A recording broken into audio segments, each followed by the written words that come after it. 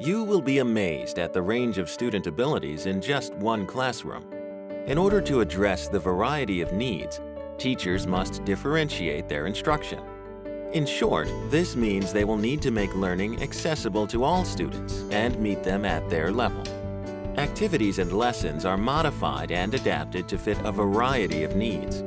The purpose of this video is to provide information on ways to differentiate instruction, as well as provide strategies for working with students.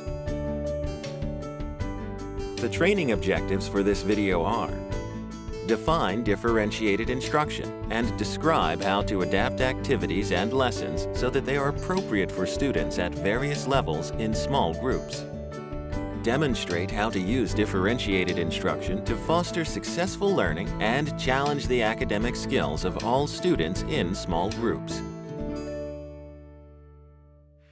Differentiation is really taking every student's strength and using that to your advantage to help them grow.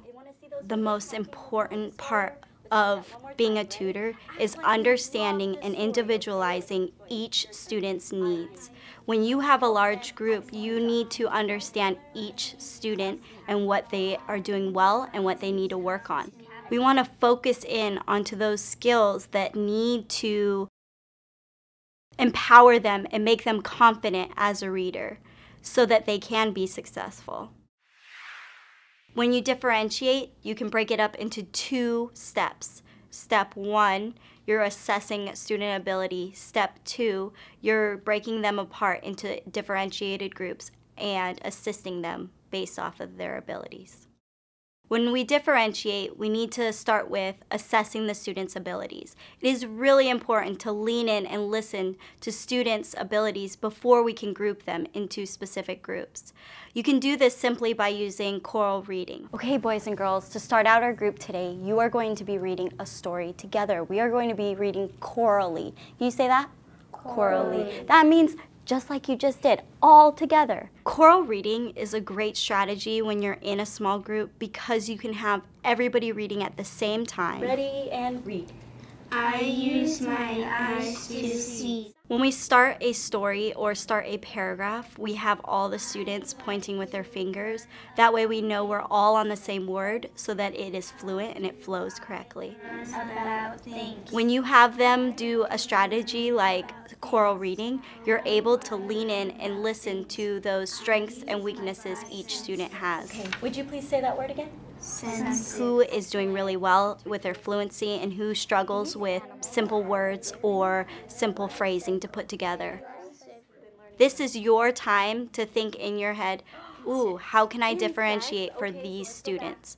We don't always have the same students at the same reading level. It is our job to build upon their level so that eventually they can all become fluent readers. Ready? Read that in your head. Go ahead. Step 2 would be taking those students that you have now identified and placing them at their ability groups. This way your teaching is differentiated towards each student's ability. Okay, I would like you and you to switch places really quick. Really quick, just your bodies. Excellent job. All right. Okay, sit up like a scholar.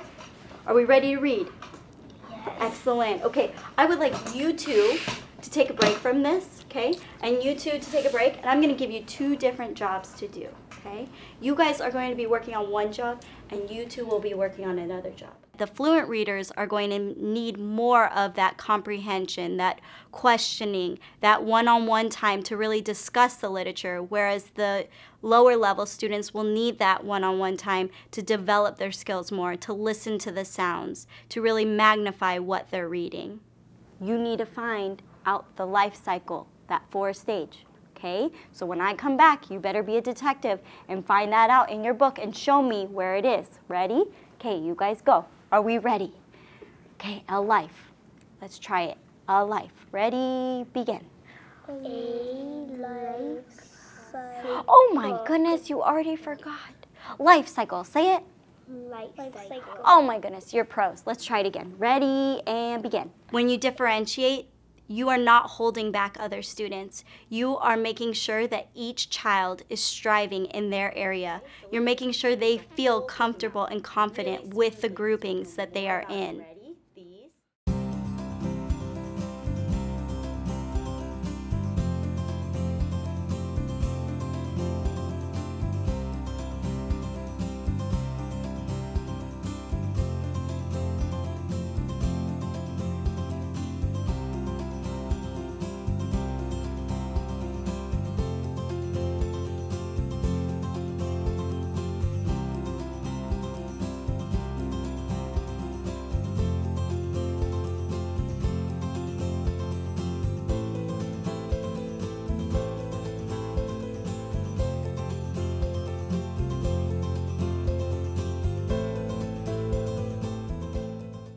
I want to see how well you read. Can you guys show me how well you read? It is really intimidating to have a fluent reader reading right next to a reader who barely knows their sounds. You want them to develop at their level while strengthening them with your tools.